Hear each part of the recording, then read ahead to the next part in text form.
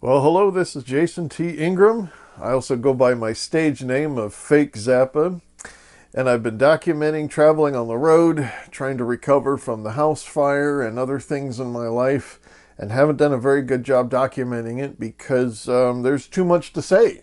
And I'm going to try to talk a little bit about the anniversary of what today is, because 4 years ago is when I had one day, which was a very intense day, of leaving my old career of being an accompanist to starting my own career of being a solo artist, a producer, and a band leader. Now, I've been a band leader for over 5 years now. It's just that there's a lot of people that say they have a lot of bands, and it's always kind of like, for instance, there was somebody years ago who said, well, I have this band and this band, and I started asking them, well, do you have any recordings? Do you have any gigs? No. So that's one of the reasons why when someone says, I have a band, most people go, yeah, right. And they go, what's it called? And they look it up and they see how much social scoring and social media likes and hits and followers and all that kind of stuff they have. And that's the value they put on that. So, Dialectic Flowers is still, even though there are now 2 albums out for sale, one of them is going to be out of print here pretty soon. But the Oblique Strategies album should be available for the next year or 2. As far as that, I was the member of a handful of bands. One of them had retired around 2016, and then there were some other projects with that. But there was about a half a dozen bands that I was in this sort of rotation with. I was the guy, and as humiliating and degrading as this whole idea is, I was the guy who was on call when nobody else could find a keyboard player. Now, mind you, I identify as a multi-instrumentalist, and I am known by different people of playing different things. However, a keyboard player is hard to find for many reasons. One, most keyboard players are really snobby. They don't want to play rock and roll, and they're focused on jazz and classical and paying gigs.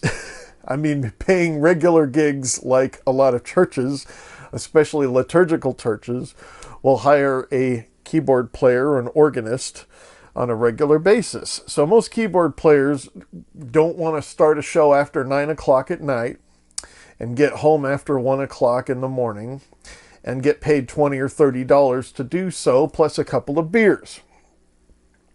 Most keyboard players who are versatile and who can play by ear are the ones who are actually really valuable. And I found that even though I was valuable, for some reason I ended up at the bottom of most people's lists. And it was really tacky that they would even say, hey, I've tried calling everybody and I've got this gig tonight or tomorrow or next week and I can't find anybody to play. And I would go, yeah, that's great. And after a while I started thinking, wait a minute.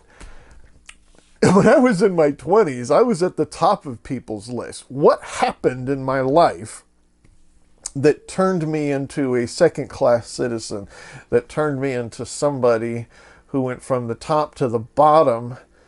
And did I deserve that? Did I commit a crime that made me deserve that? Well, 4 years ago, I think there were people that would say that I did commit a crime. And something I've been thinking a lot about lately is substance abuse. So I wrote an article, and I'm going to be referencing this article a lot, because although this is a part of a project that I reluctantly call Talking Backwards, which was supposed to be about my life, present, and past, and it got too triggering, it got too emotional to talk about things, and I still have yet to talk about details about the fire.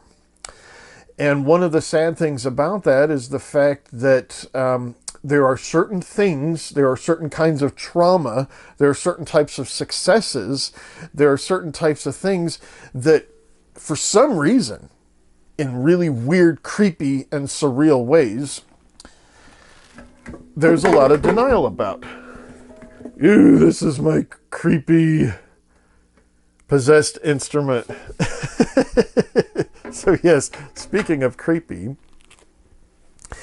it is as if I were to walk around talking to people saying, I saw Bigfoot, I saw UFO land with little green men coming out.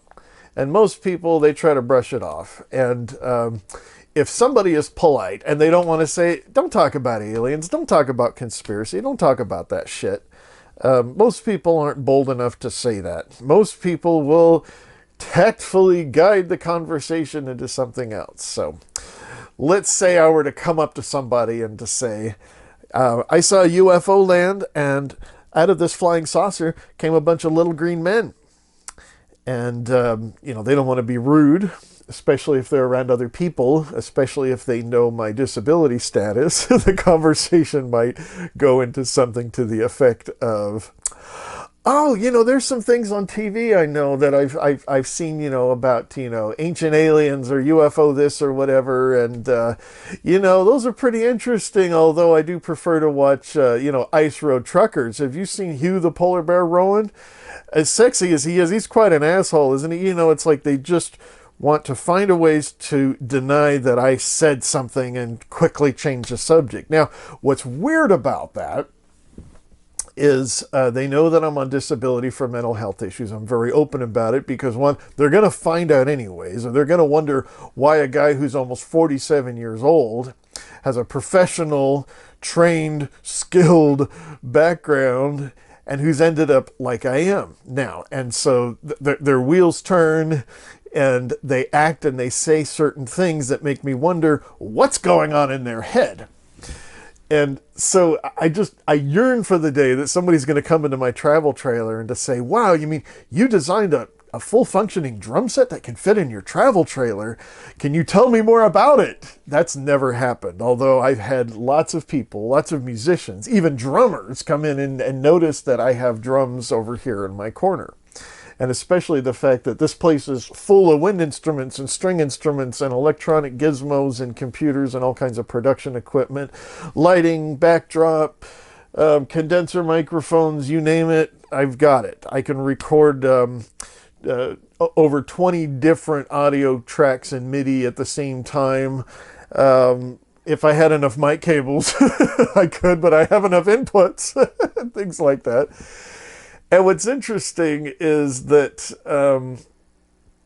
I used to get certain reactions from people, but I guess different things going on. It could just be because, you know, it's always a mystery when folks respond a certain way to certain people in certain times. And then everybody acts differently for some reason. And it's like, wow, I got to figure out why. And I got to figure out if there's anything I can do to change that. And it's kind of like doing math, but it's also very sad because it has to do with my livelihood, my reason to live, my mental health, and my ability to cope, and my ability to actually want to get up in the morning and do something.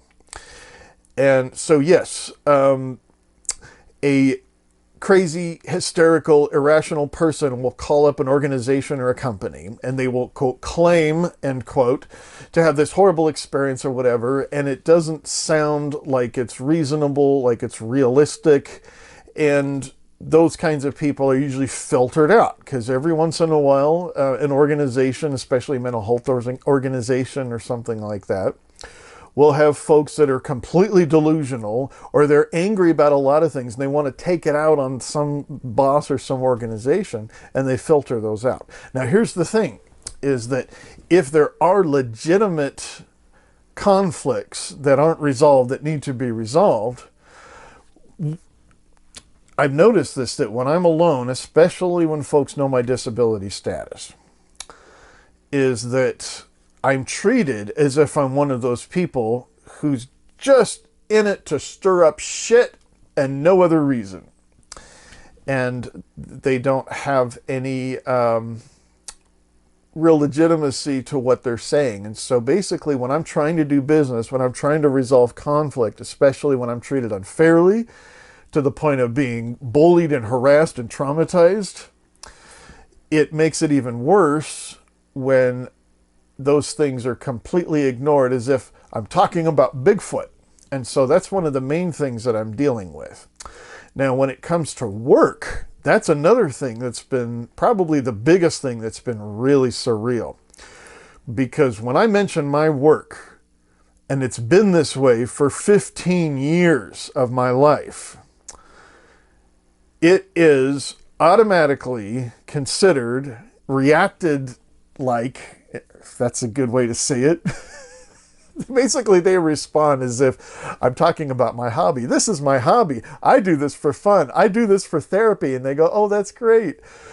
That's what they hear. But if I tell them this is my career, this is my dream, this is my vocation, this is my reason to live, it all sounds very fanatical to them, considering that I have reached this age in my life and never got success, never got recognized.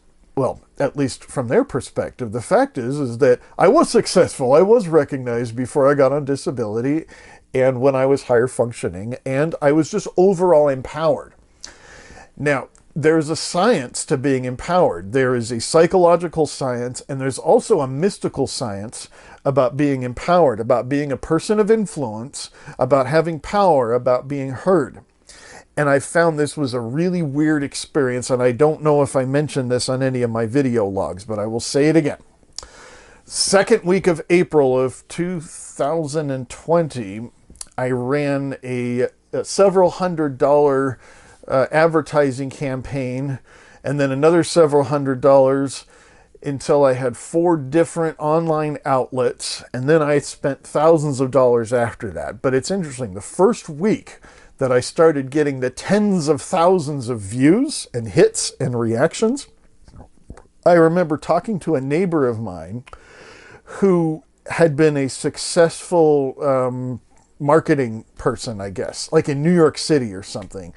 And she had retired and was traveling alone. And she was just one of those many people who love to throw advice at me and just basically block out anything that means any importance to my life at all. Now, I did find it interesting that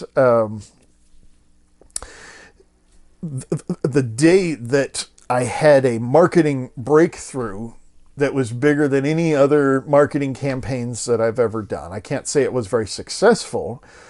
I could say that it gave me power. Now, unfortunately, when you're marketing, you're basically cheating.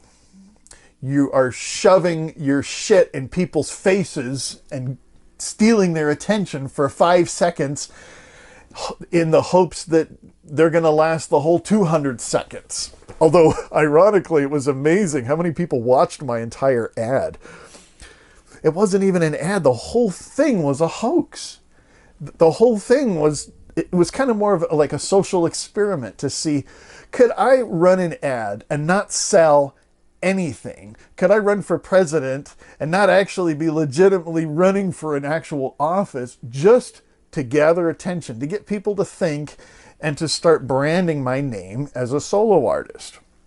Anyways, one of the things I noticed about that is I was talking to this neighbor of mine who was one of those hyper intense, successful type people. And I tell you, when people retire, they still have that energy. They still have that mentality that, hey, I'm important and you're not, kind of a thing. Well, guess what? I started sharing some of my opinions, especially my political opinions. Ironically, my opinions about my experience in left-wing, educated, progressive culture, which she was very much a part of. And the weirdest thing happened was I got her to really pay attention to what I'm saying. She was asking me questions. She was engaging in the conversation. It wasn't the typical one-sided conversations that I have with most people as I live on the road, especially that I get around a lot of retired people, and that's normal. The weird thing was I could tell there was a shift in the energy, that I was somebody who had value. She had no idea of my social media campaigns. She had no idea even about some of the comedy stuff that I was doing in advertising. There was an energy on me, and she was one of those intuitive type people too. But I think it doesn't take an intuitive to realize when somebody has an energy of importance about them, that they have something to contribute, or they are seen as somebody who has something to contribute, or they have no reputation, nothing to offer, and they fake their energy. And that happens too, as well. So I'm going to get into some kind of spooky spiritual psychic stuff because a lot of traumatized people, a lot of disadvantaged people, a lot of powerless people have to rely on intuition, or the trauma gets them to develop coping mechanisms as little kids. And this is especially true with sexual trauma survivors, violent abuse survivors as a kid. And in my case, psychological and spiritual abuse, emotional abuse, and things like that.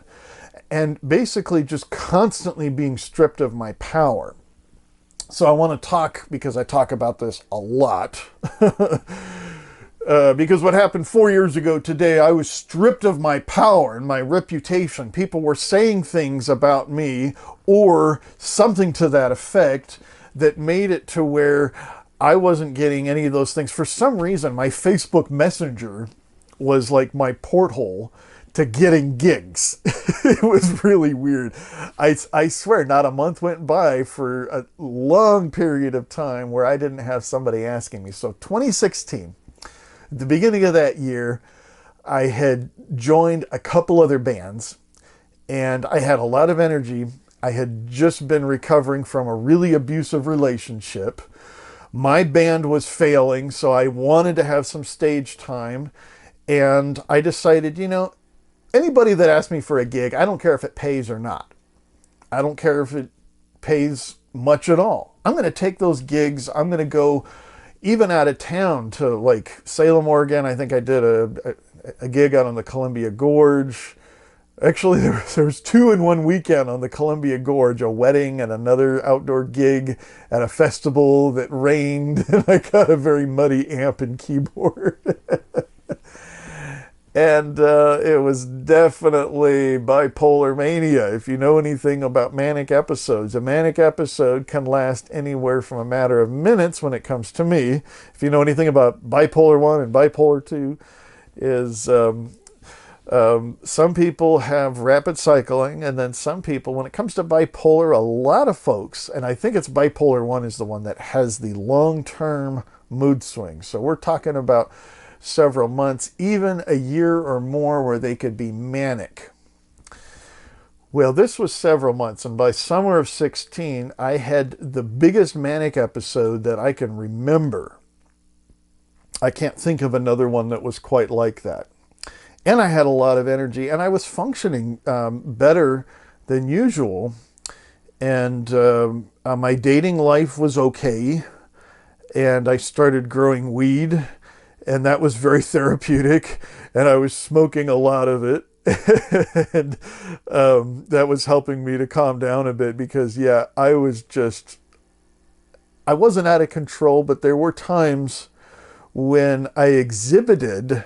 And here's the thing, is that if people are in denial of what I suffer with, if they're in denial of the fact that I'm legitimately on Social Security disability because of cognitive disorders that are documented and legitimate, otherwise I'm committing fraud, and that's how people treated me. In fact, I can't think of anybody, except maybe a few close people that knew me well, who just assumed that I am a full functioning individual, that I am just as functional as all the other musicians that I'm working with. And believe me, these musicians aren't fully functional. They all have a mix of some personality disorders, which happens if you're on stage enough. And they all have forms of narcissism. If you've been around theater people, anybody on stage, anybody in front of the camera, they struggle with it. They suffer with it, and it hurts people. And there are those that get away with hurting others, and there are those that don't get away with hurting others. And if you're wondering who does, find the people in charge. Find the people in power, and you will find out that they will get away with things that are way worse than anything that I did. Now, as far as that, my social skills will make it so, hey, if I do something better than somebody else, I'm not afraid to say it. I don't like false humility, and if I could provide something and contribute something better based on my skills, based on my ideas or my creativity, I'm not afraid to say it. Now, that threatens a lot of people in power, and I just don't have the social skills to be subtle or to understand subtleties. And with a mix of all of this stuff, with the bipolar mania, with the personality disorders that come from being on stage a lot, especially trauma survivors, ADHD, PTSD, you name it. It was a clusterfuck of chaotic energy. And so I was invited to do, I think this was and for me, a high paying gig is over $100. And that's pretty darn sad, because when I lived in Alaska in my 20s, I was getting a lot more than that for a lot less work. But in the Willamette Valley, or the Willamette in Oregon, everybody's a musician. And it's obvious that the folks, whether they can actually impress me with anything that they consider musical, which means they only play in a couple of keys and a couple of tempos, and just enough to impress their friends. And believe me, it is an amazing, privileged thing to have friends. I don't think people realize that. It's very rare that you meet people that don't have friends. Now, there are people that, yeah, I could consider friends. There are over 1,000 people that are technically Facebook friends. There's just nobody that I regularly check in with. If I disappear for weeks and months at a time, there are people that don't check in with me. There's nobody that I could rely on. There's nobody that I trust with anything that's of a significant value in my life and my career. And there are folks that care for me. It's just that when it comes to what I really need, there's denial about that in every way. And that's sad, especially if anybody's watching this that thinks that they're my friend. I have a different definition of what a friend is. My life isn't working right now. And if anybody acknowledges that and at least says that I'm not going to do anything about it, yeah, that's one thing.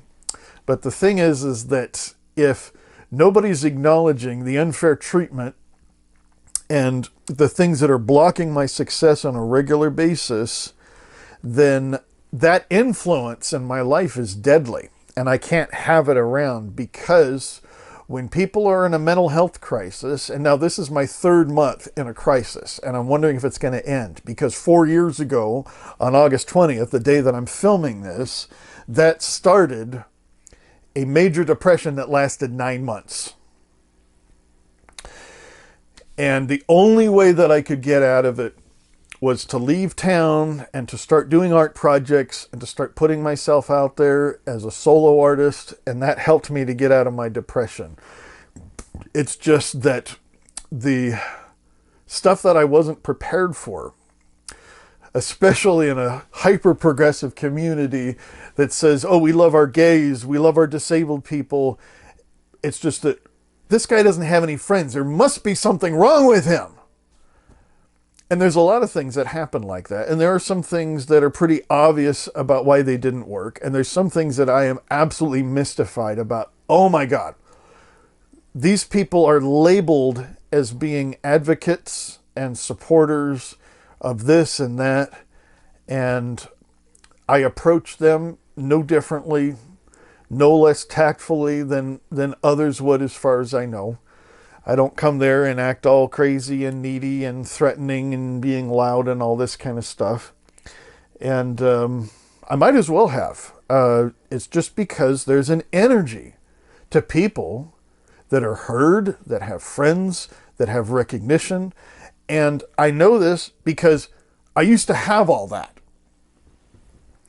And the older I get, the more I pursue my dream, and the more that I refuse to give in to the addiction and the abuse of power. And that's probably the one that's made my life more fucked up than anything, is when you start having a little something I call self-respect.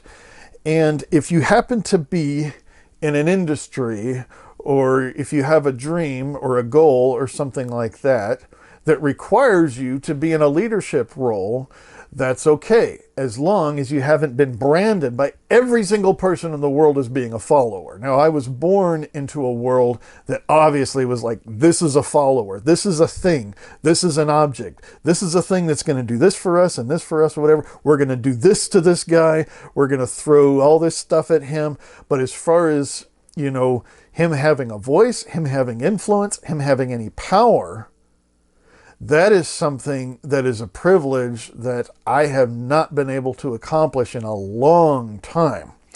Now, luckily, when I was younger, and it is interesting though, when artists and entrepreneurs and folks like that are young, there is a certain sort of a, I don't know if I want to call it a subtext or whatever it is, but I just think there's an overall mentality, because really, if there's one thing I have to change in my life, it's the way everybody thinks.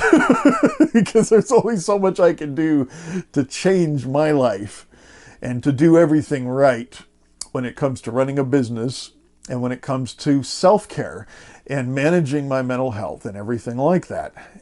In addition to having a travel trailer that falls apart and trying to maintain that and finding safe places to stay on a regular basis. So I haven't found any time in almost 3 months to do anything consistently, to do any major projects from start to finish. And that's very sad. And a lot of the stuff I've done has mostly been, I'm spending probably more time and more energy and more effort in contending with those who are making things very difficult, impossible, and even traumatic for me. So that is a lot of my energy, and of course it shouldn't be that way. I should be an artist who does art, and it should be seen if it's good enough, and if not, the fact that I have survived a lot of things that most people don't, and I have a story to tell, that is something that nobody can argue with unless they don't believe me. And that's one of the weird things about being alone is there's an idea that there might be a reason why nobody listens to this guy. There might be a reason why this guy is running around the country with a cat by himself. And, you know, it is common for people to come to these conclusions, especially these days, because we are bombarded with information. We don't have a lot of time to look deep into things. And it's a lot easier to make up your mind and to go on to the next thing, especially if somebody doesn't appear to have the power or the value. Because, newsflash, people have value, and there are some people that simply don't. And although, you know, you hear on the news about a plane crash, they will never say there were people that were valuable and there were people on this plane that weren't valuable. But that's the reality of it. There are privileges that people have that I don't have, and I don't have enough privileges right now to be able to fulfill my dream. And that's killing me. And the irony is the fact that here I am, a white male that's financially stable, and I have a lot of assets, I have a lot of skills and a lot of privileges, but not enough in the world of arts and entertainment, and even in social circles to even be heard. So that's a weird thing. The other weird thing is that when I was young and I was starting this career out, I can't imagine there would anybody being, oh, look at this 16-year-old. I've never heard of him.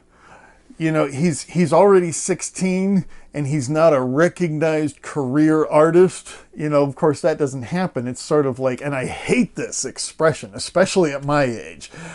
Oh, give me a chance. Oh, just give this person a chance. Or could you just give me a chance? You know, it's pretty cliche. It's just the funny thing is that, yeah, when I was younger, there was no stigma of failure, because when you're 17 years old, it doesn't matter if you're a failure because you're just obviously starting out. It's just 30 years later I have to change people's thinking. I have to bypass whatever it is that their mind is coming to these conclusions.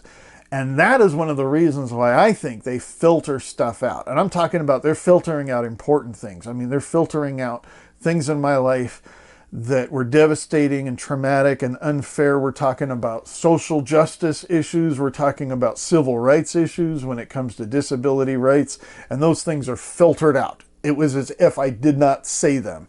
They might reference something similar to that.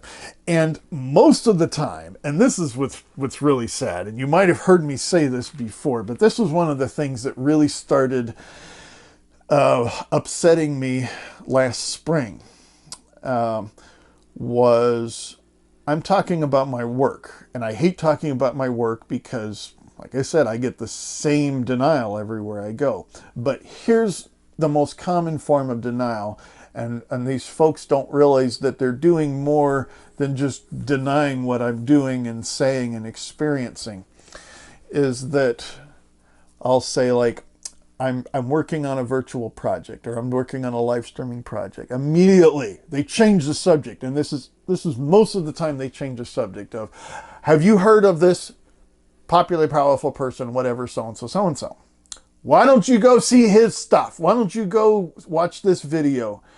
Well, the thing is, if I watch that video, I'm giving them one hit out of millions of hits that they're getting from all these people that are giving them too much attention, and typically their content suffers because it's obvious that they have been working really hard to get a lot of attention, a lot of influence, and a lot of power, and they have very little to nothing to contribute to the world of arts and entertainment. And if they do, and if it's skilled, if it's professional, it typically is just derivative. It's conventional. And so here's what I hear people saying. And apparently I don't have a right to get upset or angry, but here's the thing, is that if somebody were to allow me to express my real feelings about this, these conversations would go like this. Oh, fake Zappa, you say that you're doing blah, blah, blah. Oh, for instance, the Joni Mitchell CD. And I had this asshole made a bad comment about it. He didn't even listen to it. He didn't even acknowledge the fact that was my production. It was like, holy shit.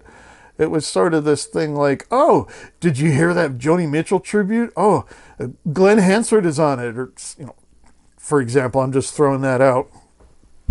Just somebody I don't like who does a really good Joni Mitchell. But here's what I wish I could say without totally hurting somebody. Because this hurts people when they think they're doing me a favor by saying, oh, you do this project? Why don't you see this famous person's stuff? Okay. In the 30 to 60 seconds that it took you to tell me to go watch somebody's popular video, to give somebody who has too much power more power, you could have spent that much time telling a powerful person to watch some of my material to give me one hit, and maybe that could do something for my career. But what they're telling me, the advice that they're telling me, although maybe sincere, does a lot of things to hurt not only my time and my career, but emotionally it's really hard when I'm met with denial everywhere I go about what I have to contribute, what I've suffered to get here, and the fact that I'm still going, and I don't know how much further I'm going to be able to do this. 4 years of this, including a house fire, including a relationship that went really bad a year ago. In fact, it got abusive. Wasn't nearly as bad as what happened 5-6 years ago. It's just that I don't need any more trauma in my life. Most of the stuff I'm dealing with that has to do with feeling overpowered and bullied, taken advantage of, unfair treatment, being ignored, being misled, being deceived and lied to about people that really should just be honest with me and tell me they're not going to do business with me. Instead, they give me the runaround. and I spent weeks and weeks around the Rapid City area. And that was one of the most hurtful things, because these people, it felt like they were taunting me. Oh yeah, come back next week. Oh no, we're moving you here and doing this and blah, blah, blah. And then just give me the runaround week after week after week. Well, I could have spent that time going to another town, calling other art organizations, and maybe finding something that would have worked. And it was so upsetting to where I decided to do some street art. And that's where things got really weird. Things started getting confrontational. And it's been over a month now, and I still feel fear and resentment. I even feel some guilt, because I feel like, did these guys deserve this? Because these are powerful people, and powerful people get into my head when I'm vulnerable. When I'm in crisis, I'm susceptible to hypnotic suggestion. Powerful, influential people are heard. They're used to being heard. They have a strong mental attitude, and that doesn't necessarily come with being a strong person. It comes with being somebody who has a strong reputation. They believe that they're right about these things, to the point when everybody else believes that they're right. It's the Billy Possum. And unfortunately, when somebody like me gets around people like that, now mind you, I was raised and abused with a lot of tactics and techniques that came right out of hypnotism, psychological practices, and still, even at my age, I deal with this on a regular basis. I think one of the best examples of that was there was a law in Oregon about texting and driving. But I didn't know there was a law about texting and stopping. If you're stopped at a red light and you are texting, and I was on a Growler app or something stupid like that, and there was a Clackamas County sheriff right across the street, and he was watching me. I thought, well, I'm stopped. And he pulled me over, and he asked me if I knew the law. I said, well, yeah, I know the law about texting and driving, but nothing about a red light. Well, he asked me 3 times. And here it is, law enforcement people obviously have a lot of power. Just wearing that badge gives them power. It doesn't matter if they're a good or bad person or smart or stupid. They are powerful people. And he was abusing that power, I felt. And I felt like he was using a tactic, although this was a very friendly officer. And he was very tactful. But the fact is that every time he asked me whether I knew for sure that there was a texting and driving law, but not a texting and stopping law. And after he kept asking me that, what was weird? I started believing that, oh, maybe I did know that. He started getting into my head. And it was weird. I had to kind of just do this weird thing in my head that, holy shit, he thinks that I'm lying. And if he thinks that I'm lying, and I start to think I'm lying, even though it's obvious I'm not, holy shit, that's weird. And I've been around abusers who were lying and doing all these things, and they turn it around and get me to think that I'm doing the things that they're doing. And that they've erased it in their head. They've reprogrammed their head, and then they're trying to do that to everybody around them to get them to think that I'm the abuser, that they're not the abuser, and they turn everything around. And I've had so many situations in my life like that. And being kicked out of this band 4 years ago was one of the weirdest things that I had. Because this band leader was using a lot of hypnotic suggestion. He was using a lot of cult-like tactics, and he was really good at bullying somebody in a room full of other people, and nobody knew it was happening except the victim. This was a classic power addict who was kind of the underdog kid at school. He was real smart. He learned in college and stuff like that, and later in life, being in upper management in his family business and all this kind of stuff, he became a powerful, influential person. He had little to no talent, and he started a band, and he did it for years. And he got a pretty good following for the fact that the guy could hardly sing. And what happened August 20th was really weird, because we were hanging out at this music festival, And I was determined. I'm like, okay, because there was a gig earlier that summer, and I had a captive audience in my car. It was one of the band members. And I decided I was going to try to get the truth at him, and I got a lot of truth. And I found out that I'd been deceived and lied to about a recording project that I was supposed to be involved in. And it turns out that they felt threatened. And this is very typical power addict. When you have somebody who's in charge who has very little to no knowledge about what they're doing, and they hire somebody who knows a lot more, who has a lot of experience, and then it got really weird when I started showing them my music videos and my recordings and stuff like that, when I was doing compositing, green screen editing, when I was doing multi-track, multi-instrumental productions, and actually selling CDs and things like that.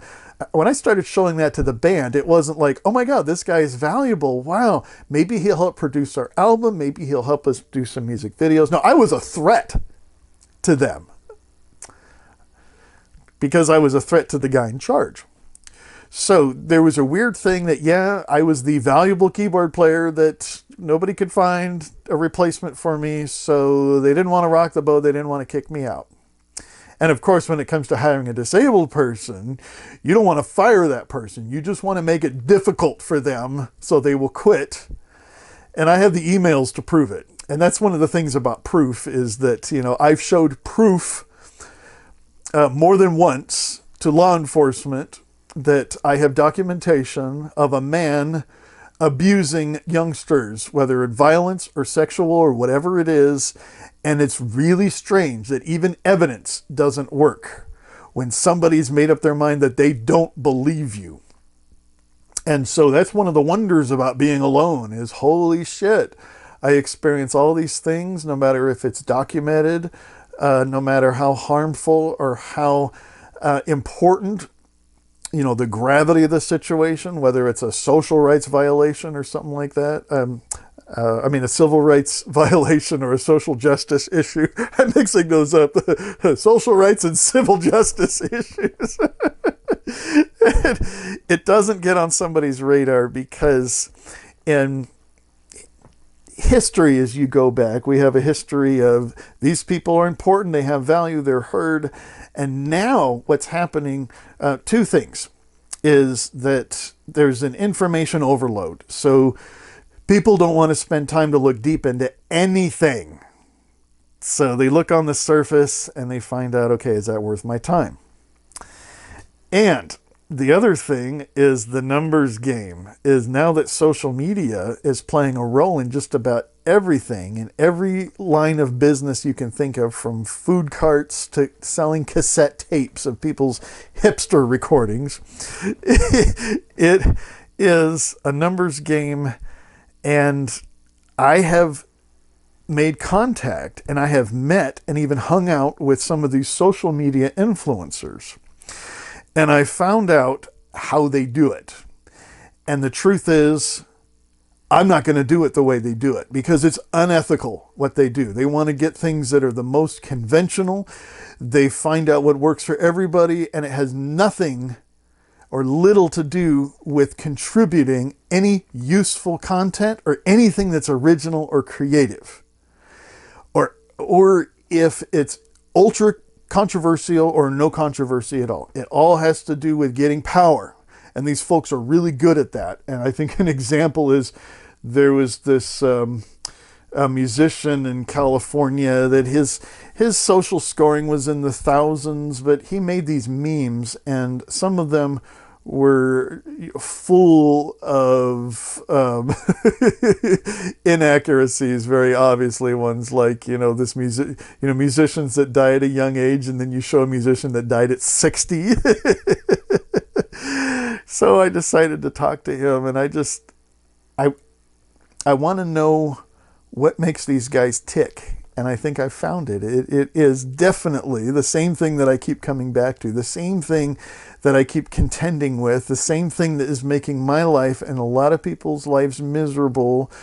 The lower they are in social status is being victimized by the abuse of power from those who are addicted to power. And I think our current administration is a great example of the addiction and the abuse of power. It's just the people that are trying to fight Trump are a bunch of little Trumps. And although I see this all over the right-wing culture and religion and media and all that kind of stuff, it is just as prevalent in progressive, left-wing, urban culture as it is. And unfortunately, I have had to contend with a lot of people who share my views. I have had to contend with bullies, mostly passive-aggressive type bullies, in the LGBTQ community. And the biggest thing that, as far as like going into the lion's den, is you can fuck with a lot of types of businesses, even venues, even recording artists, but you don't fuck with the media. That is a whole nother, and with a capital N, monster that is probably, I mean, media people can do more to influence and change things than politicians and attorneys and just about anybody, even artists, because you can publicize an artist and create or destroy their reputation. So here it is. It's been 4 years to the day that my reputation was destroyed, and I've never recovered from it. I'll go into some highlights because one of the ironies about rock and roll, and of course the two things about rock and roll, according to Fake Zappa, is one that rock and roll is tacky. It is really tacky and campy and ridiculous, and little kids listen to it, and we still think it's cool. The other thing about rock and roll is that it'll never die, because it has died. In fact, it died over 40 years ago, as far as I'm concerned. It had a good decade or two, or a little more if you consider the proto rock and roll and R&B and stuff like that. But the whole philosophy, what makes rock and roll is really more taken over by hip hop culture. They represent more of what rock and roll used to be 50, 60 years ago. Now, with that being said, though, we see these cliches about rock and roll movies. You know, if you watch a movie about the Doors, they've never made a good movie about Hendrix, as far as I'm concerned, yet. But, they had a couple of gay rockers the last few years. You got Freddie Mercury, you got Elton John, and people think that those things only happen to rock stars. But the weird thing is that I had a lot of similar experiences when it came to drugs and violence and crime, conspiracy, slander, in bands that get 20 to 50 people at a show. I mean, that's pretty fucking pathetic. If you've got a band that has that little exposure and you've got that much, and I hate to use this term, but I will, because it's a tacky term with a tacky subject, quote, drama, end quote. There is a lot of fucking drama when it comes to tiny rock bands with tiny followings, and they experience the same politics and the same things that these big guys do, because they have influence, they have power. They get dependent on that. Anything that threatens that, they will do whatever they can get away with in order to maintain and gain more power. And of course, it has very little or nothing to do with their product. And I'm product driven. I'm an audience pleaser. And that's one of my problems is, if you've ever been on stage with me, typically I don't give a shit about the idiots that are on stage with me. And occasionally there'll be a good musician, and occasionally there'll be somebody who can outplay me, especially on lead guitar. But the funny thing is that if I do something the audience likes, I'm hated by everybody but the audience. And this has happened a lot. And there's been times when I'm like, I don't get paid enough to give a shit. So there'll be somebody singing um, from like the back part of the stage, and I will lip sync it. Well, the audience will love it, but the band won't, because I'm drawing too much attention to myself. Because a keyboard player is supposed to disappear in the background, the attention is reserved for the lead singer and the lead guitar player. There are rules in rock and roll. It is a rigid, stubborn institution that is full of religion, and you break those rules that everybody wants to conform to, suddenly I'm this enemy, which is so funny because it makes rock and roll this institution. It makes it into something that has nothing to do with rebellion. It is a conventionality, if I said that right. And I hate conventional music. I hate conventional art. It is just like selling a hamburger. That cheeseburger looks and tastes like most cheeseburgers. You eat it and that's its purpose. But art should change things. It should inspire things. It should get people to think. It should challenge whatever conventional stuff. And unfortunately, Portland, Oregon became a very, very conventional community. Artistically, and in just about every way that I've noticed, and that was really sad because Portland, Oregon's my hometown. Portland, Oregon was the center of West Coast counterculture on and off. It competed with LA, San Francisco, and Seattle as being even more cutting edge at times. World beat, noise music, to name a few genres that were significant in Portland in the 1970s and 80s.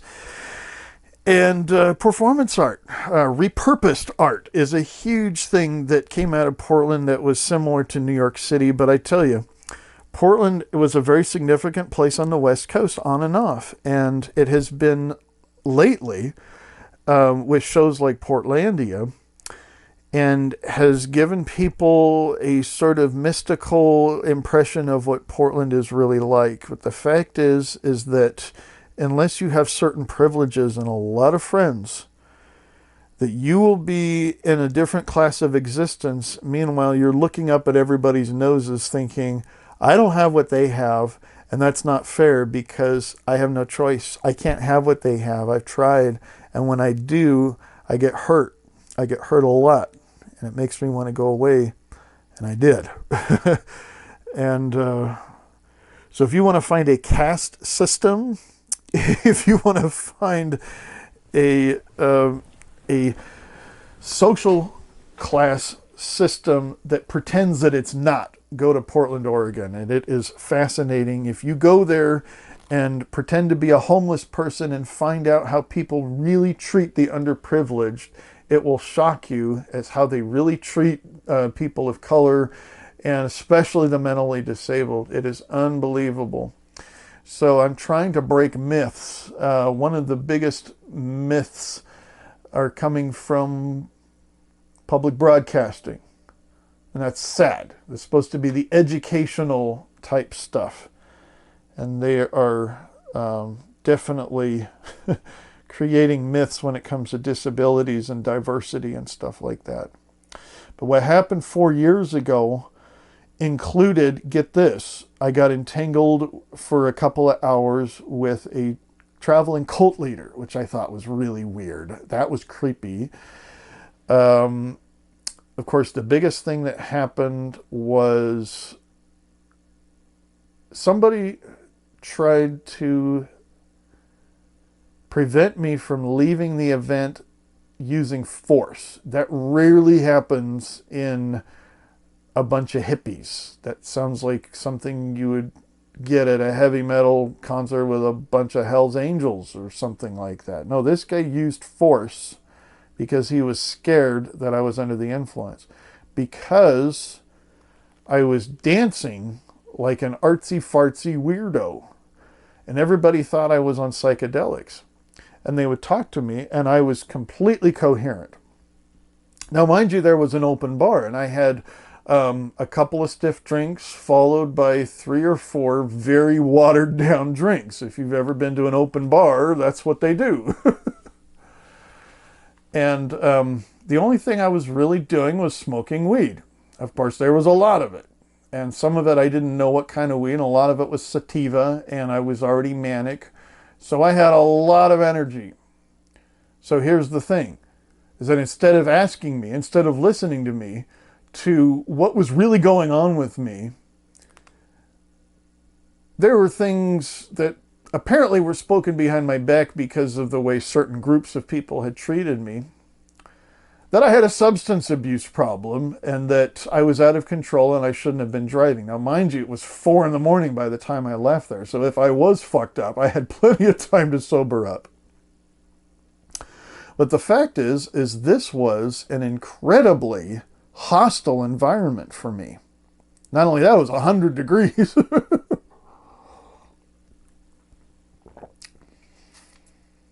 And that was also the same day. And that was the first day, besides having my band for over a year at that time. That was just more of a side project. This was like, I am branching out. I'm starting a business. I need an artist representative. I need management. I need to hire some people. And then I'm going to get into getting, recording contracts and things like that. So when you start talking like that to people, they either think you're serious or they think you're crazy. I don't know if they thought I was serious, though, but I did talk to somebody who actually used to work for an artist management company. And so she said, I know this guy really well. We worked for years together. Here's his number. Tell him that I referred you to him. And I asked for all kinds of advice about the music industry and stuff like that. And her and I forget who she was, but for some reason I think her ex-husband was there. They were hanging out with each other.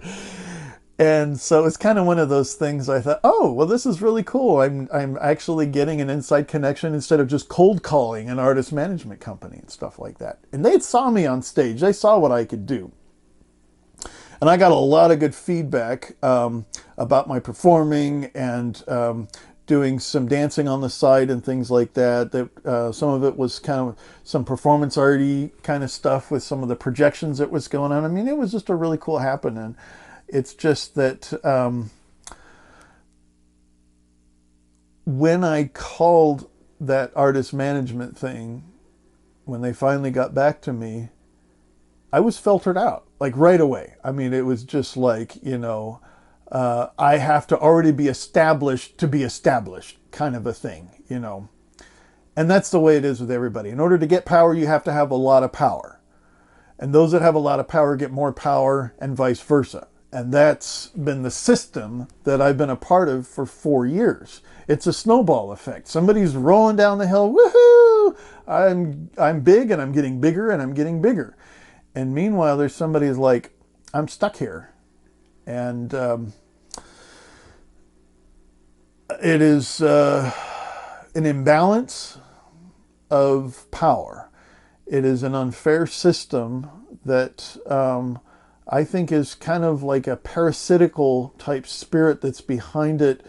It gets people to close their hearts, to compromise their values, and gives them justifiable reasons to treat anybody who is underprivileged any way that they could get away with. And typically when you're around bleeding heart liberals, they don't want to exclude those who are sexual minorities, those who are disadvantaged, those who are disabled.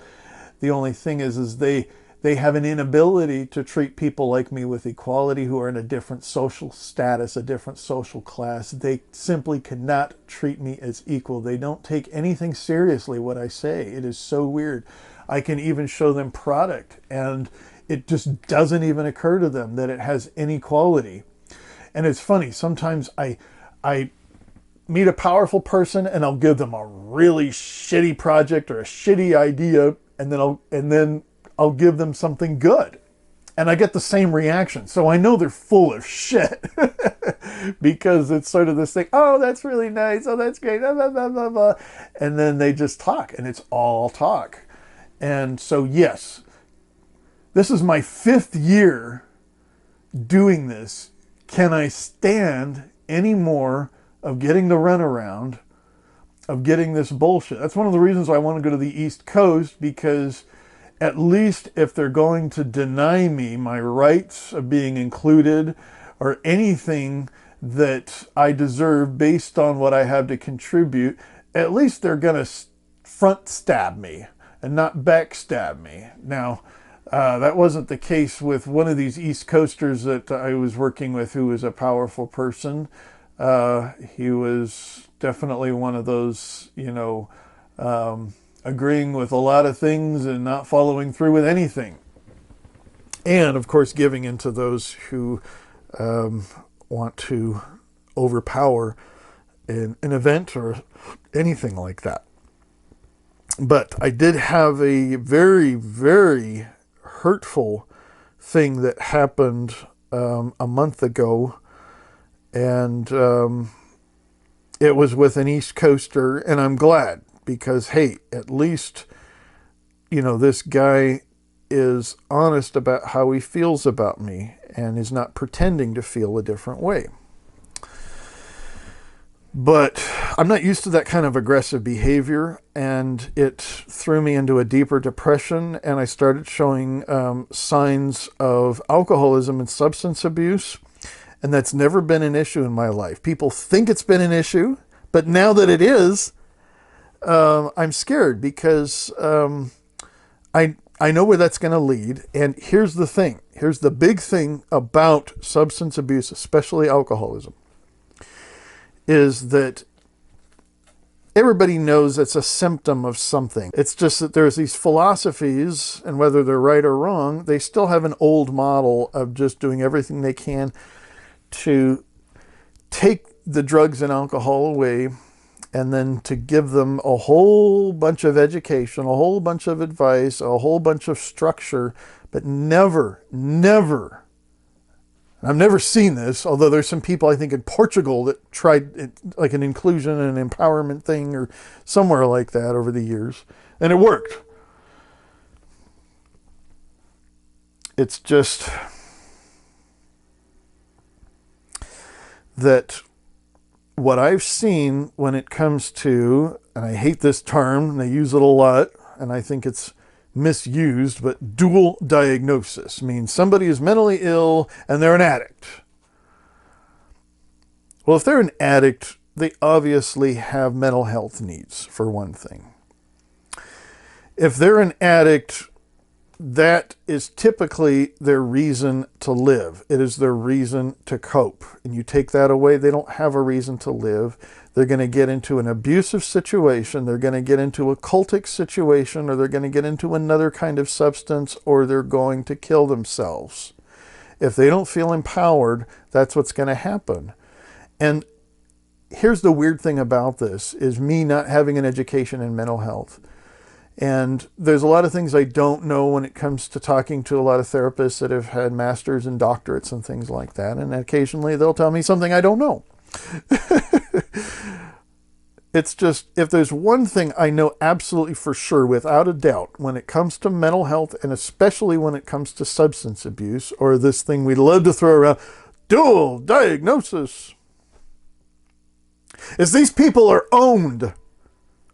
These people are owned by something, whether they're just a casualty of a system that doesn't work for the underprivileged, and they simply are stuck, and they are in a situation that resembles slavery. However, everybody around them thinks they're free. People think I'm free. People think I have a lot of freedom. In fact, I have a lot of, quote, freedom, end quote, than a lot of people. In fact, I can live off the grid. I can pull my house around wherever I want to, just about, and blah, blah, blah. And I've got the funding to do it. I got the time to do it, and the knowledge, and blah, blah, blah. And it's like, no, I am not free to do what I need to do in my life in order to make my life worth living. And that is really fucked up, because nobody believes me. It's so funny. I had these conversations with everybody that I meet. And they ask me a question, and I just feel like they're not asking me a question. They just want me to confirm what they've already made up their mind. So they say, oh, you just travel around full time? You're like a permanent camper, a vacation, blah, blah, blah. You're retired, or blah, blah, blah, all this kind of stuff. And I think, well, that's what everybody thinks. And I have not once have I ever had anybody ask me about that. Oh, well, if that's what people think, what is your life really like? Well, last week I met this couple and they were really a messed up couple of people. This guy was in chronic pain all the time. He had to retire younger, and interesting enough, though, he actually kept in touch with me. I think for the simple fact that he used to have a lot of power and now he doesn't, and he suffers. And I think he could relate to me.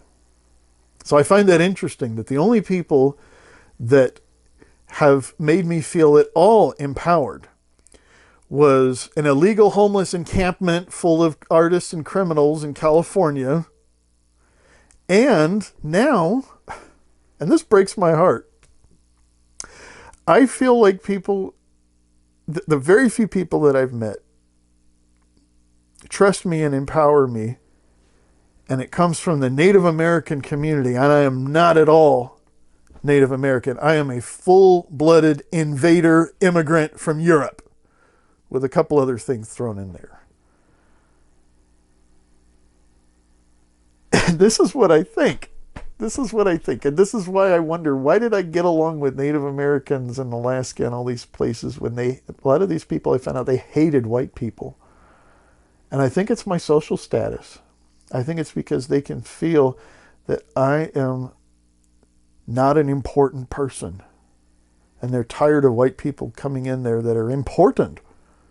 And I'm talking about important people that are good and generous and benevolent and smart and all this kind of stuff. I tell you what, Native people can't stand it when some superhero comes into their village and says, I know about mental health, I know about substance abuse, I know about agriculture, I know how to save you, I know how to throw money at you, and you get grants and businesses.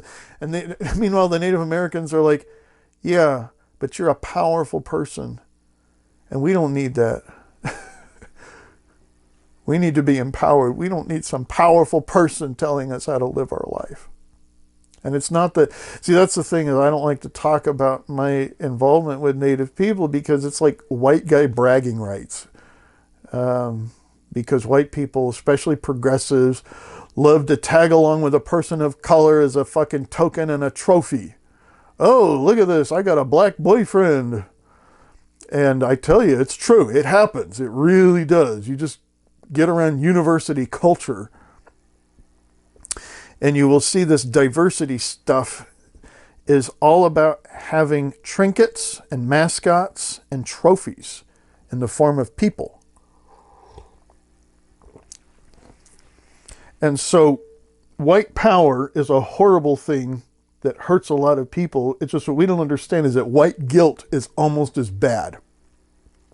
And what makes white guilt worse is it looks so good, especially to the educated community and all these folks, like, oh, we're helping these people, and it's just the same bullshit. It's powerful people overpowering disadvantaged people and throwing them a carrot every now and again.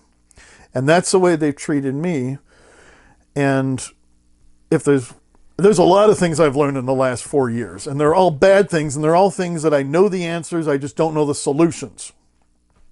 And there's one answer that I have when it comes to substance abuse. Substance abusers are people you can always find that they are owned by something or somebody. They are abused by those who are abusing power or a system that is abusing power, and their only reason to live and to cope with having that loss of power is to drink or whatever it is to give them a feeling of power.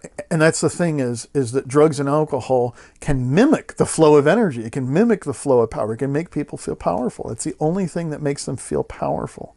And you take that away and it doesn't solve the problem. You do everything you can to distract them, to give them hobbies or whatever it is, to get them not to take these substances.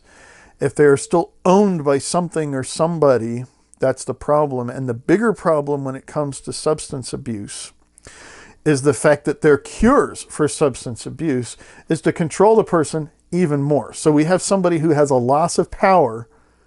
What they do is that if I were to go into some kind of program, let's say if my drinking does get out of control, and it very well could, and there was only one instance that it happened in years, it scares me because I know at my age I'm very susceptible to that.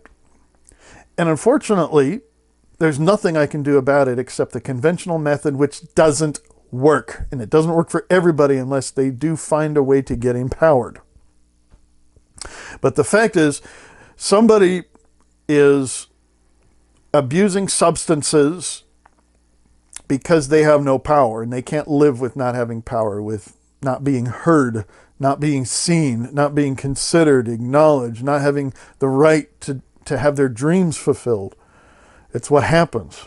So, what happens when they get out of control? For one thing, nobody wants to help them before they become an alcoholic. And I know that for a fact because I have told a lot of people that I am getting suicidal and I am getting into a place where I'm borderline addict and nobody's done a fucking thing about it. I'm talking about mental health workers. I'm talking about people that I know, people that I meet, folks that should know better and do better, and they've done nothing to prevent this from happening. And I'm slipping down right now and I'm scared, especially after 4 years of this bullshit.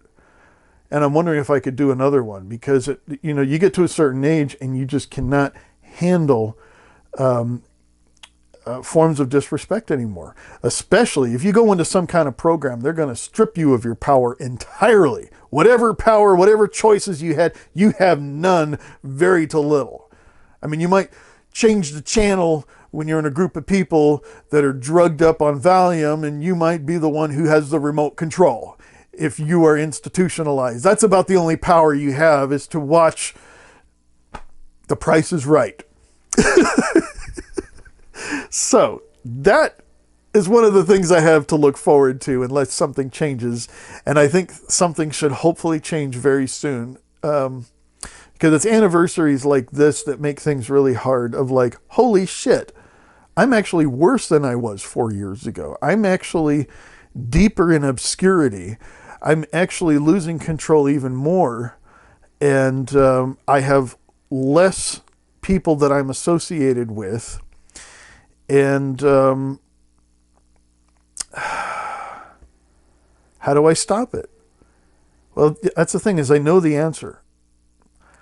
And I've done everything I possibly can when it comes to mental health, self-care, getting the best care there is available, vocational advice. I get a lot of advice about running my business. I can't run a business when I can't hire anybody legitimate. And so that's the thing, is being alone and losing my reputation. And it was really weird what happened 4 years ago, because I went from getting regular requests to play gigs to nothing, and occasionally, maybe every several weeks or several months, somebody out of the blue would come up and say, "I got an emergency, I need a keyboard player." And then I had an opportunity to play bass with a band. That was really cool. But that ended up being a horrible, horrible situation. And it always has to do with this. I have more to contribute, but the fact is they own me. Things own me. People own me. And nobody knows it but me. Because if you think somebody owns you, just find out how many choices you have. Find out what kind of influence you have compared to others. And you'll find out that you're owned. So here was a little heavy revy, which means a little heavy revelation that I have. And I think it was today or yesterday or something like that. But I thought about addictions. Because I think about addictions a lot because I'm trying to prevent it in my life. And my method is all about empowerment. Because people are like, well, just stop buying alcohol. Stop buying weed or whatever it is. And magically, poof, you get rid of the object, you get rid of the problem, and then they walk away thinking that they've helped. But no. I've been disempowered. I have been treated like an object. And an object is something people will own, they will use, and they'll throw away. Maybe somebody else will use it. people shouldn't be treated that way. But when people are treated that way, it does a lot of things to somebody's mind. It even has physical reactions. It causes people to act and to be treated differently when they're owned. Because after all, slavery is technically illegal in America. It's just that there are so many things that resemble slavery. And it's really tacky as a white guy to say that. But as a disabled guy, yes, I have been treated as an object and thrown away more times than anybody would want to know. And what happened 4 years ago was definitely that. It was like, okay, this guy he's getting way too much attention. He's just the keyboard player. We cannot allow this to happen because that's going to threaten the attention that we get. Of course, this isn't going on consciously, but it has made people do things that are unspeakable, and they've gotten away with it. And it got so hostile, I had to leave my hometown. And I'm talking about the more I try to resolve this, these people know my buttons. They know how to push my buttons, and they will do it. And they will do it over and over and over again. And these are people with good reputations, and I've seen them commit acts of cruelty that have devastated me for long periods of time. And it's made me realize that, okay, people like to focus on substance abuse because they call it a substance. There's a thing. This is a thing. Well, in fact, this is just a sports drink right now with some water in it. And it's a thing. Power, you can't necessarily see it. It's like the wind, you can only see where it blows to sound profound. But here's even more profound. Okay, this is my heavy revy. This is my revelation that I came up with. If the addiction to power is an addiction, and if you meet somebody who is a full-fledged, like the final stages of alcoholism, and I recently got to hang out with somebody like that who was just one of the constant drunk all the time, is that they exhibited a lot of abusive behavior, which is obvious. But here's the thing. Yeah, and they were coping with power issues, usually not having enough or whatever, and then being owned by something or something, and sometimes just having an illness sometimes owns you. It takes away your choices. It's horrible living with chronic illness. I've lived with a lot of physical illness, not so much anymore, except the panic attacks like that. But the mental illness is something that there's very little to no compassion for, even people that suffer as well, which I find really weird. But here's the thing, is that in my article about disability and work in your 40s, middle-aged disability and the W word. That's why I call it WD-40. It's 13,600 and something words of stuff that I could elaborate. I keep thinking of stuff that I should have added to that article, because this is an extensive issue and people like me to summarize. But I found if I summarize something and make it very simple, they've already blocked it out. The fact is if I use thousands of words or if I use a few hundred, they've already blocked it out because they're addicted to power. They have to have that influence. They have to have those positions. They have to have that recognition. And it's weird. I look at nonprofits, I look at their website, I look at their reviews, and I look at how they treat me, and I think, holy shit. It is so weird. It is so surreal. I was just doing that today. So here's the thing, is that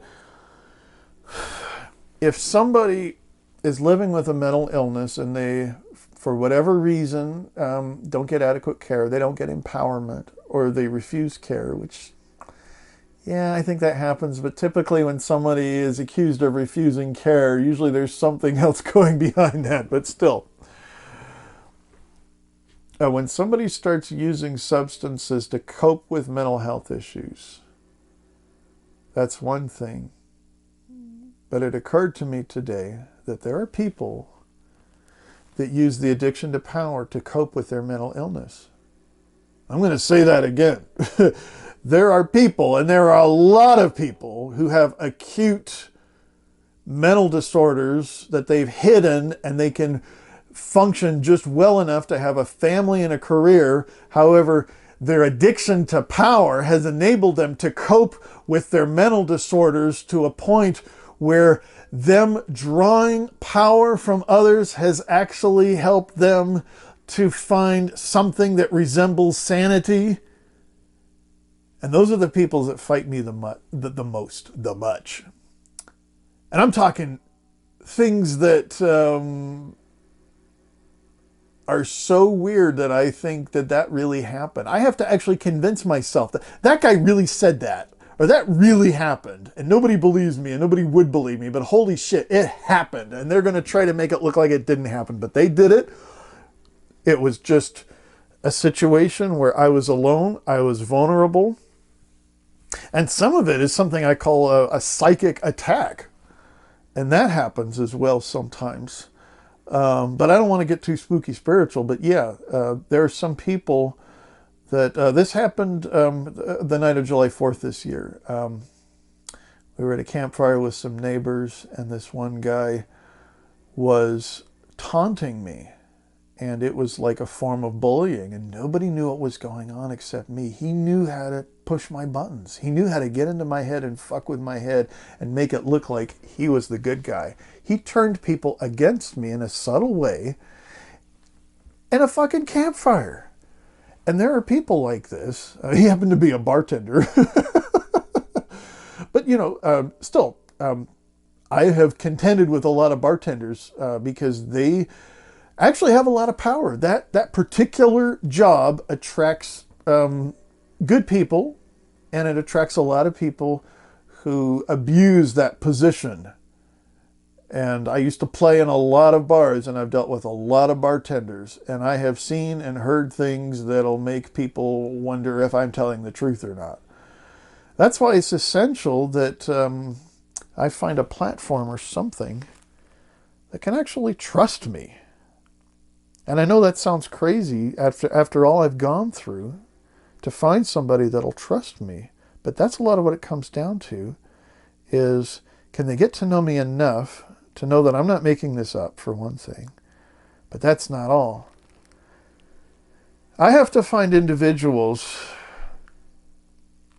who not only sympathize and empathize with what I've suffered, and to acknowledge what happened, to acknowledge that I've survived so far, and I've succeeded in ways that most people don't. It's just that somebody has to be willing to take a risk. You don't see that anymore, especially with art. Art is so safe these days. It is safe. And we have social media to thank that. When people feel like they see something they connect with, it's something that's safe. It's not challenging hardly anything, unless it's already gotten a lot of power somehow. But still, I have to find somebody who can trust me enough to be willing to take a risk in order to give me the power that I need in order to make the choices, to have my career, to have a reason to live. And that is my recovery, because it works. It works better than AA or anything that tries to fuck with people's heads and brainwash them in order to get them to change a behavior. The fact is that I'm scared, and I feel way too much resentful stuff that's hard to get over. And the moment I do feel like I get over some resentment, there's something that pulls me right back into it. That's another creepy thing. Like, holy shit, these people don't know each other, but why are they lining up to fuck with me? What is influencing them? Well, I think the addiction to power comes from another world, or comes from something that people have made, whether it's in our minds or something in an invisible realm that has some kind of centralized thing that is wanting to stir up division, stir up conflict, and enable the imbalance of power that disadvantaged people get more disadvantaged and those that have privileges get more privilege. And whenever there's a crisis, you see opportunists do exactly that, and that's what's going on right now. And it wasn't so bad the first 3 months, but these last couple months has enabled the addiction and the abuse of power like I've never seen before. I call it the COVID excuse.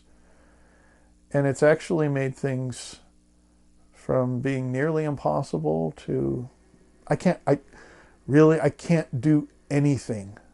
I can't do anything with anybody except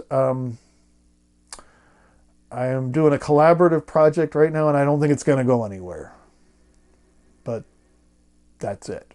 And I'm scared that if things don't change soon, that I'm going to end up a statistic because, let's face it, there are a lot of people that have gone through what I've gone through and they don't survive it. They disappear into self-harm and obscurity, and we don't know about it until they die. And occasionally a guy like that gets lucky. It's just that the reality is I can't rely on luck. And the sad thing is there's a lot of people that have advised me to do things that have to do with me being lucky. So one of the things that I do frequently is I spend a lot of time thinking and sort of doing the math, so to speak, of what makes people successful and what makes people fail, especially when it comes to arts and entertainment. And I've pretty much figured this out a while ago, but it becomes more and more clear just what I'm really dealing with. And when it comes to success in just about anything, whether someone's a preacher or an entrepreneur or a singer, is that if you study success stuff, and I started studying a lot of this stuff at the age of 19, that there are psychological things, there are spiritual things, and there are practical things when it comes to whether somebody can be successful or not, especially when somebody is branded as a follower. And those are usually the people that have that kind of energy. Everybody thinks they're a follower, everybody treats them as a follower, and they can't be successful. And that's one of the things. That's a spiritual thing. That's an energy. That's like somebody creating a version of me in their heads, and they're just perpetuating that myth that this is who they think I am, and they want to believe that, and they want to treat me that way. It's just that I don't want to be a leader. I like being a follower. I'm used to that. It's just in order to have my career, in order to follow my dream, in order to give my life meaning and purpose, unfortunately, I have to be a different kind of person. And so I try to be that person. And I've actually done a pretty good job running this band and some other stuff like that. And I've had times where I've been in a leadership role when I was younger, and I've been empowered, and I know I can do it. It's just trying to change everybody's minds. That's always a fun part. So here's what I've noticed about success gurus. And it's been the same bullshit ever since, you studied Dale Carnegie. Bernie Dorman is one of those. Oh my God. Let's see. Did I say Dale Carnegie? Yeah. How to manipulate friends and gullible people, I should say. That would be a title of his book. When it comes to the psychology of success, it's about fucking with people's heads. And if you're around people that study success gurus and they're following around Tony Robbins and whoever it is, it's about fucking with people's heads. It's about gaining spiritual energy and changing that energy, which I think there's nothing really wrong with that, unless they're dealing with entity activity. And that's typically what they do. They're hearing voices. They are being owned by a voice or a spirit or something like that. that is giving them power over other people. And these are how people get successful.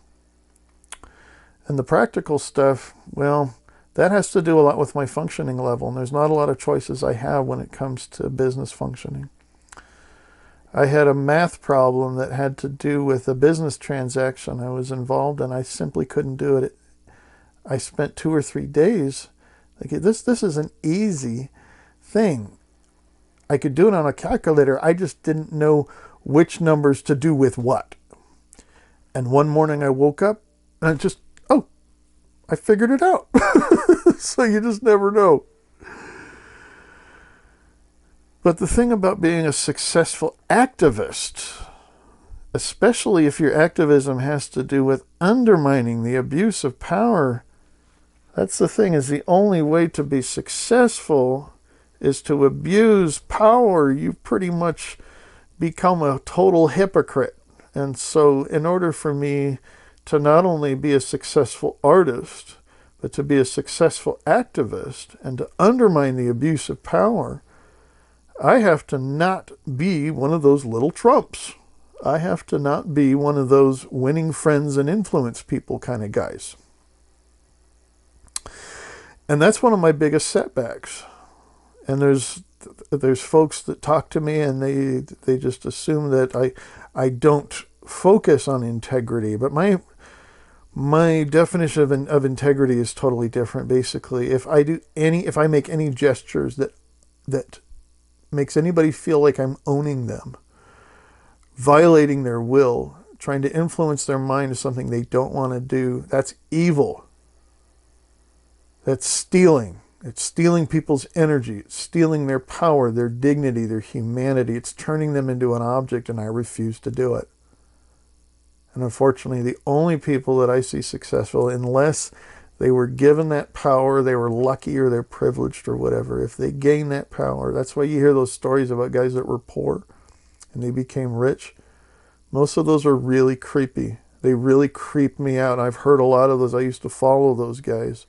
I used to practice some of that stuff, and I know it works.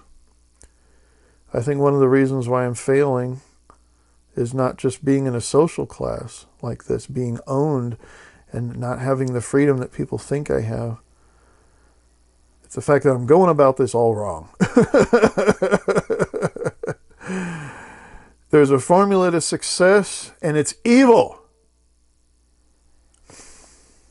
And I refuse to do it. I refuse to own people. I refuse to control their minds because I know what that's like. I know what that's like, having a lifetime of being somebody's object. And I know what that does to others. And that's one of the reasons why I didn't know why. I was kind of more nostalgic and curious when it comes to living on native lands. I used to hang out in native, well, they don't call them reservations in Alaska, or villages, but those places were refreshing to me, and I didn't know why. But it's partly because most of the places in my country are places that are stolen, and that energy is tainting everything. It pollutes everything.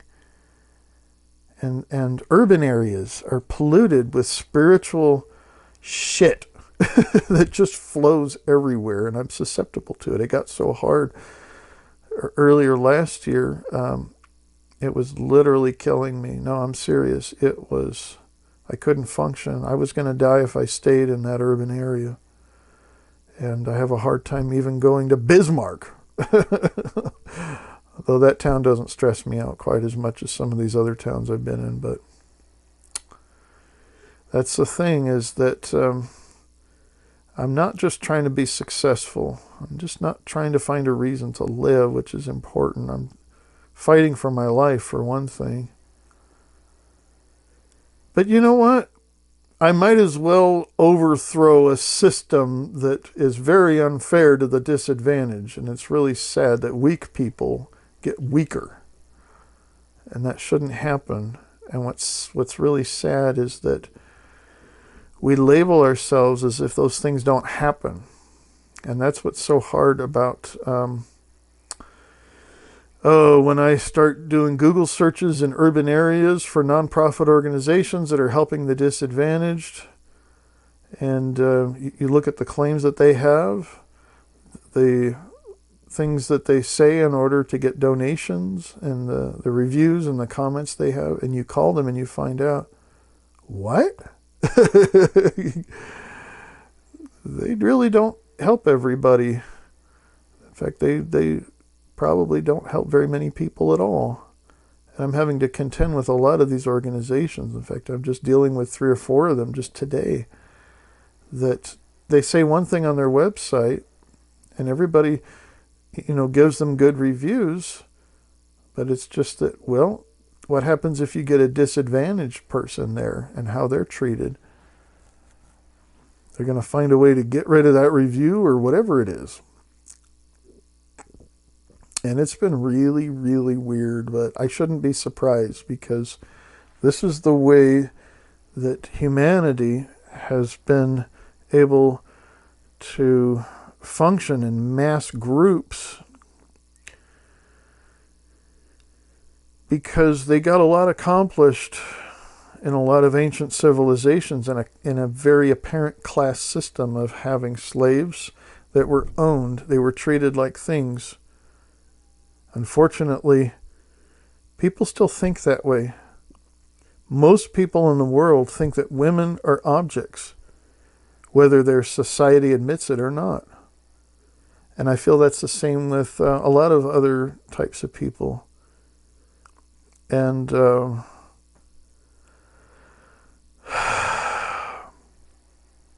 that was my revelation today, is that an addict will try to cope with mental suffering when they're denying it with a substance.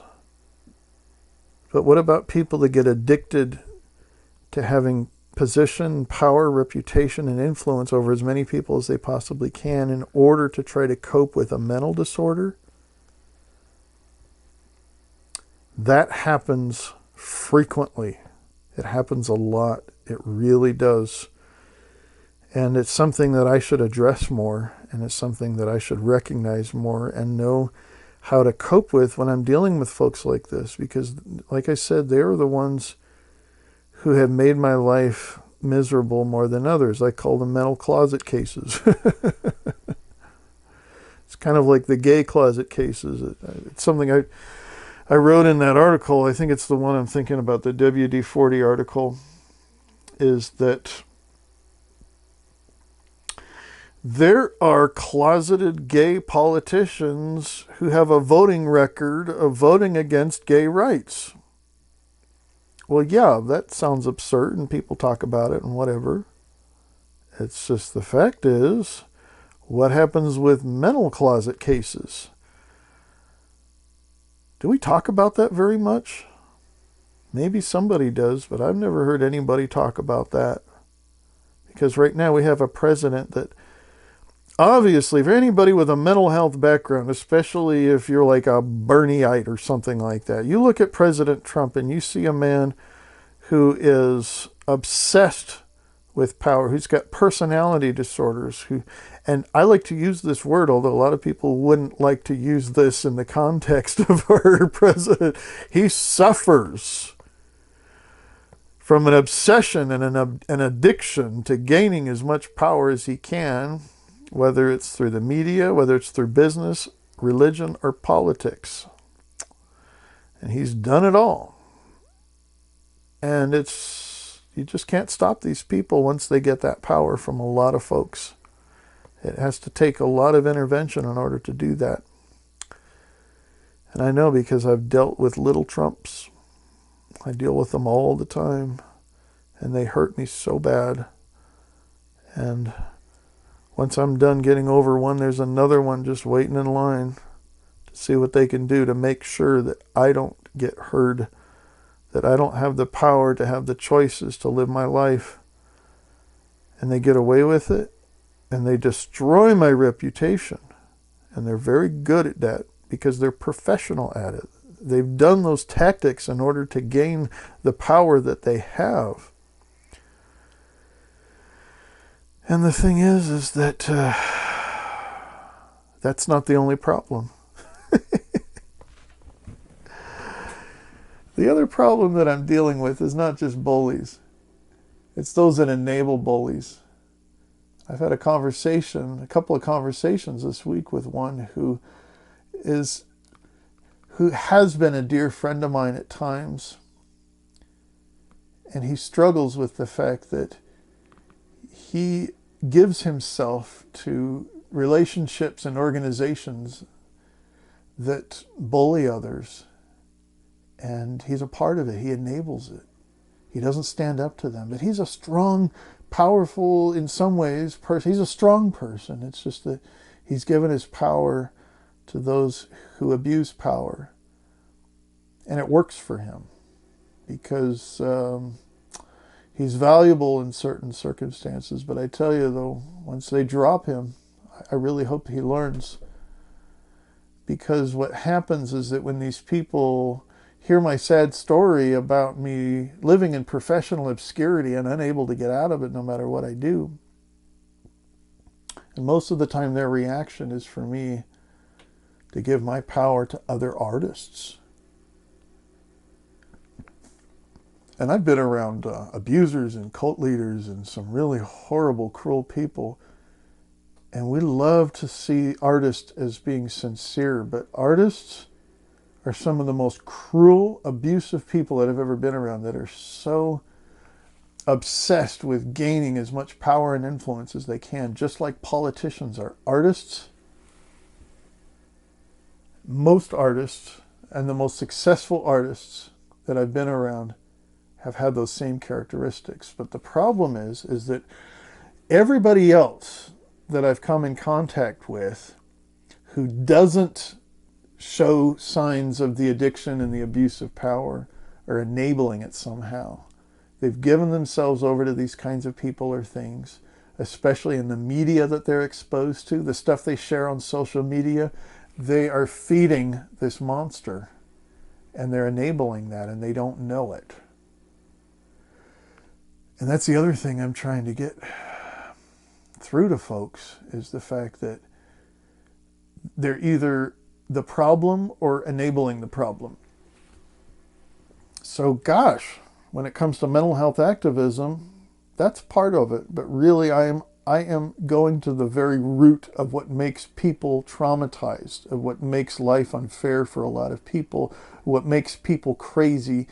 And trauma makes people crazy, and abusing others makes people crazy. So we've got abusers and victims, and the more they get into these relationships and situations, the more they make each other crazy.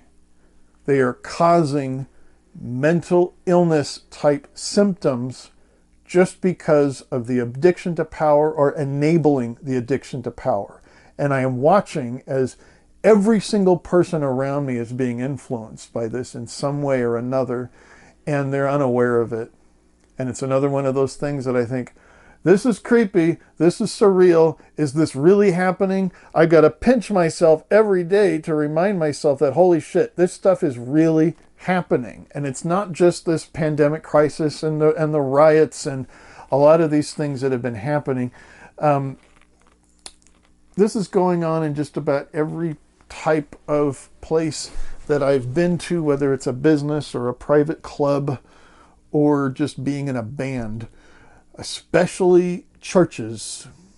Wherever there are opportunities to get allegiance from as many people as possible. And I tell you, there's nothing like worshiping something or somebody when somebody is giving their entire being over to something that's owning them, and somebody slips in and they take a little bit of that power, or a lot of that power. And as much as I like to go to holy roller churches, it's so funny that I have to do a lot of praying in order to free myself from everything that tries to control me, just going to a worship service. But I do have to admit, though, that when it comes to Native communities, whether it's in a church environment or not or something,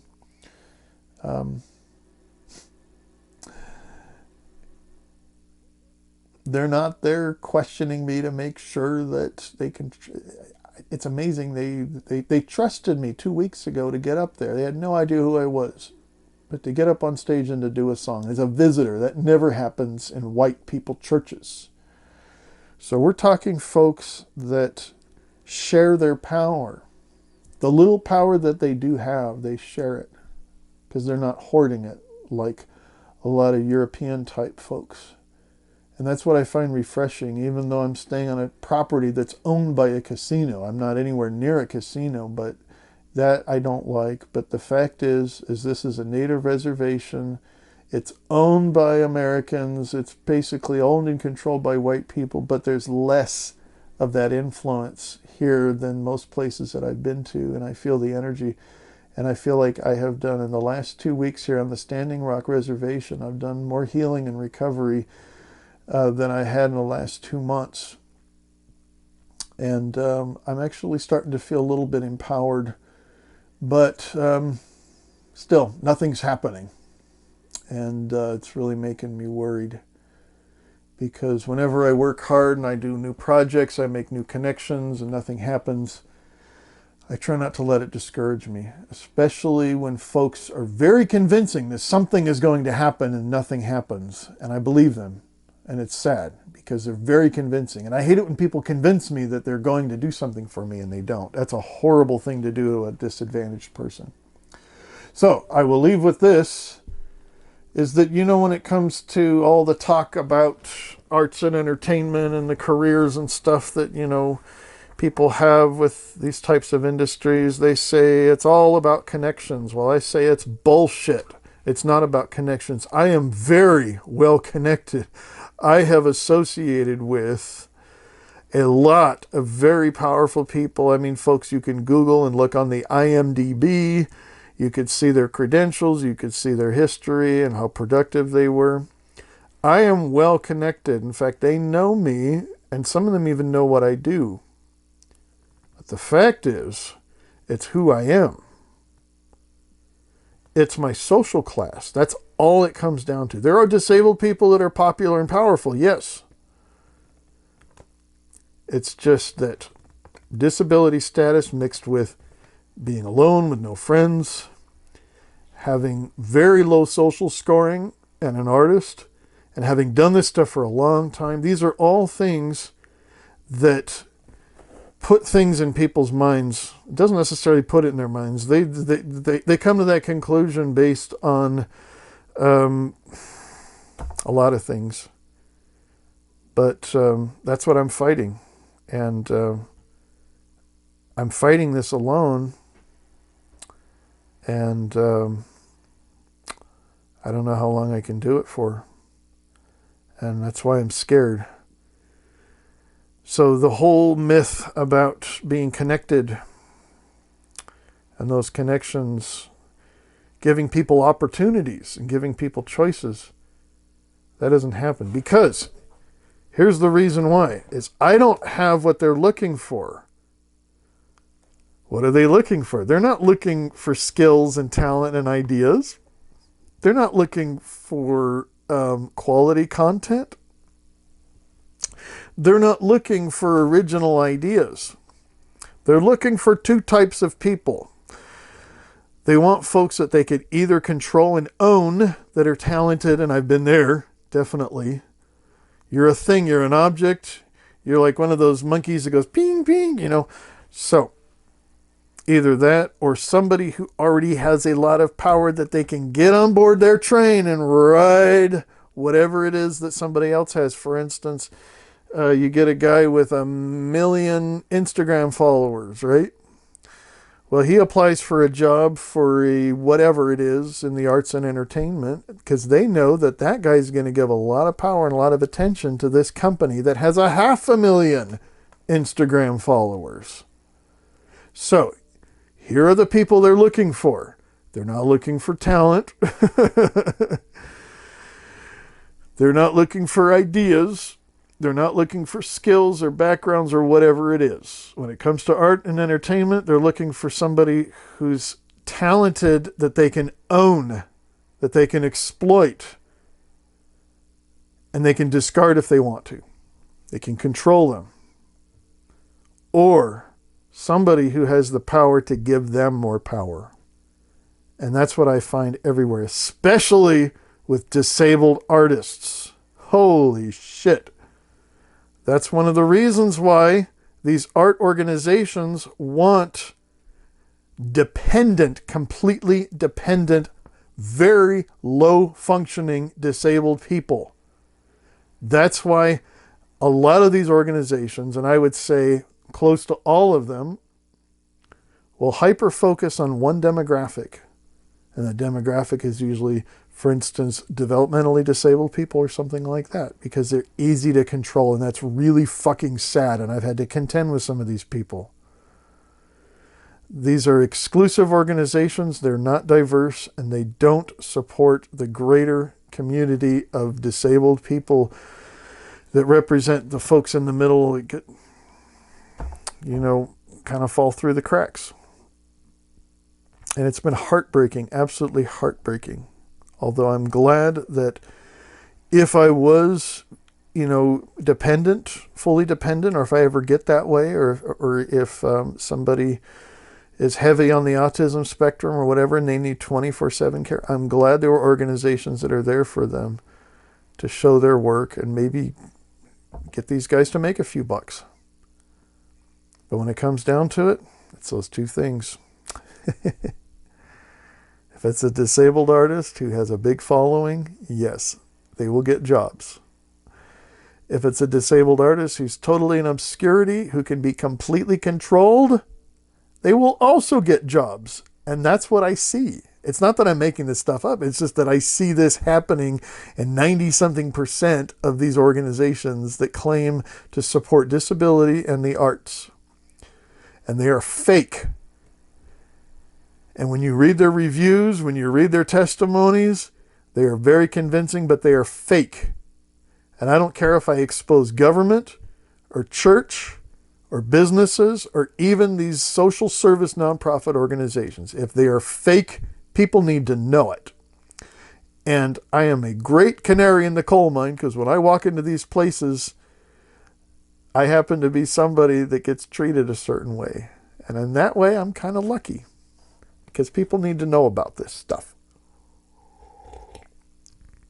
So, that's almost 2 hours of talking about some of the things that happened in the last 4 years, some of the things that might probably happen in the future unless things change, and what happens with people like me, what's going on in the world right now, and my perspective of what the problem is and what the cure is.